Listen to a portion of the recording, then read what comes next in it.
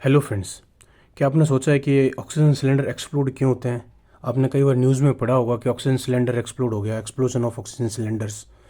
तो इसका रीज़न क्या है कि सभी जगह हॉस्पिटल्स में या कहीं भी सेटअप में अपने ऑक्सीजन को एक कवर्ड स्पेस में रखते हैं, डायरेक्ट हीट सोर्स या सनलाइट से अपने नहीं रखते हैं। उसका रीज़न क्या है? उसका रीज़न है फिज़िक्स।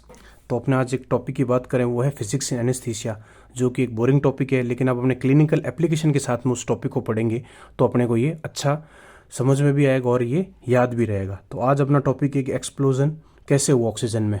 कोई रीज़न होगा। तो रीज़न क्या है कि जब वॉल्यूम कांस्टेंट होती है किसी भी सिलेंडर में, वॉल्यूम अगर कांस्टेंट होगी तो उसका प्रेशर होगा directly proportional to the temperature at a constant volume. तो ये क्या है? थर्ड गैस लॉ, या उसको गे-लुसेक लॉ भी बोलते हैं।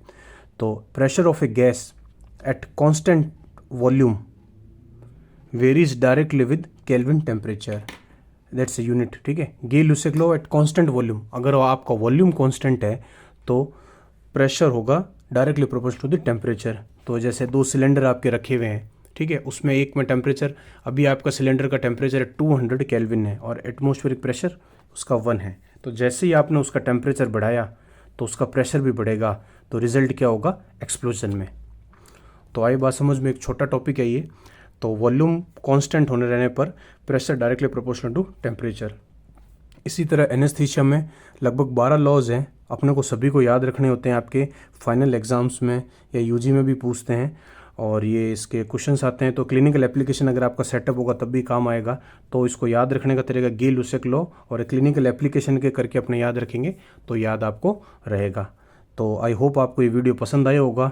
अगर कुछ क्वेरी हो तो कमेंट कर देना। इसी तरह मैंने एबीजी सीरीज़ और वेंटिलेटर सीरीज़ भी अपने डाली हुई है, उनमें अपडेट करता रहूँगा। और ये जैसे ये गैस लॉस की सीरीज़ अपने आज से स्टार्ट कर रहे हैं, तो इसमें भी टोटल 12 लॉज हैं, सबको अपने कवर करेंगे। अगर आपको ये टॉपिक समझ में आया हो तो please share, like and subscribe.